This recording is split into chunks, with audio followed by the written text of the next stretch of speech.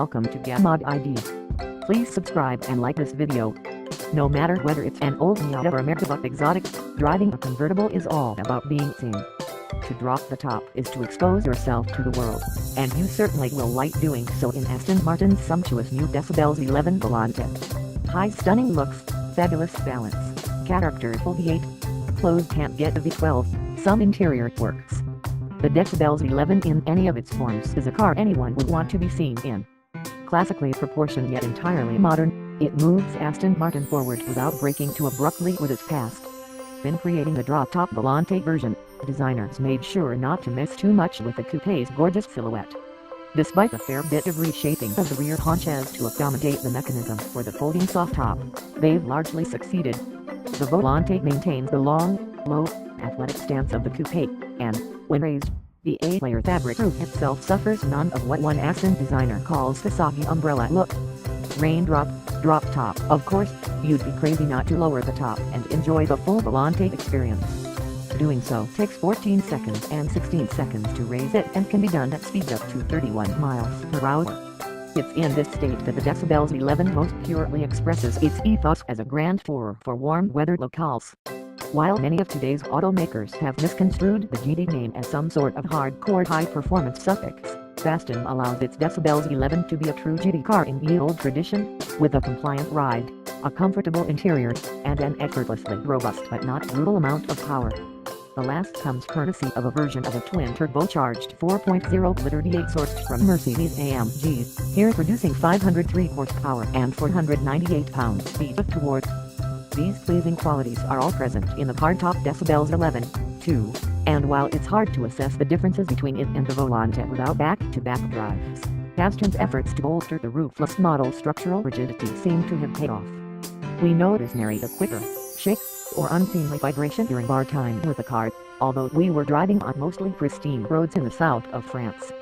About 98 pounds of the Volante's claimed 254 pound weight gain over the V8 coupe are due to structural enhancements, and while the extra weight wasn't specifically apparent, any DB11 can feel a bit large on narrow European roads.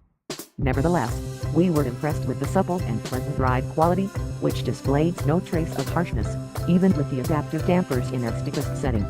Pick and choose. Aston Martin organizes the DB11's chassis modes separately from the powertrain settings, although both calibrations share 3 levels, GT, Sport, and Sport Plus. We appreciated the considerable personality shifts offered by these configurations. Set everything to GT mode and you get a relaxed cruiser that combines the aforementioned supple ride with somewhat languid throttle response, lazy downshifts from the 8-speed automatic transmission, and a pleasant, subdued exhaust note. Sport and Sport Plus chassis modes are hardly transformative, but they add increased heft to the accurate steering and a bit less compliance from the dampers. It's the Sport and Sport Plus powertrain modes that really bring the car to life. In these settings, the glorious twin-turbo V8 wakes up, with more immediate response to throttle inputs, snappier shifts from the gearbox, and a truly thrilling soundtrack filled with characterful pops and crackles. The Volante is best enjoyed with the top down, the suspension left in the relaxed GT mode, the powertrain in its most aggressive Sport Plus mode, and a heavy foot on the right pedal. After all, being heard is a surefire way to ensure being seen. With the top lowered, onlookers will be able to check out the DB11's plush interior, which is much improved over Aston's of yore. Partnering with Mercedes-Benz on its electronics has done Aston wonders for modernizing the cabin, as the COMAND-based infotainment system is evidently usable and the displays all appear crisp and clear. Even so, some fit and finish issues persist, and there are elements of cheapness within. It seems worth it to shell out a bit extra for some of the more extreme leather colors and exotic materials, as the car we drove didn't quite delight with its black upholstery and somewhat drab piano black trim. Uncharacteristic restraint.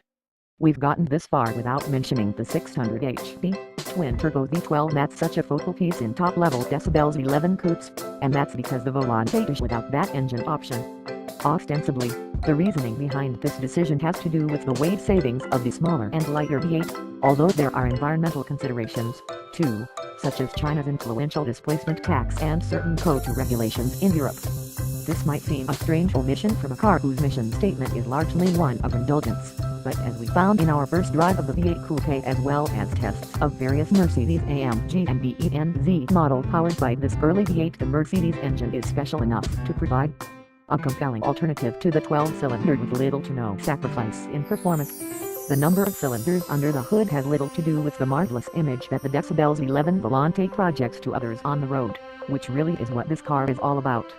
Being seen in the balanced and powerful DB11 Volante is a treat, and so is driving it.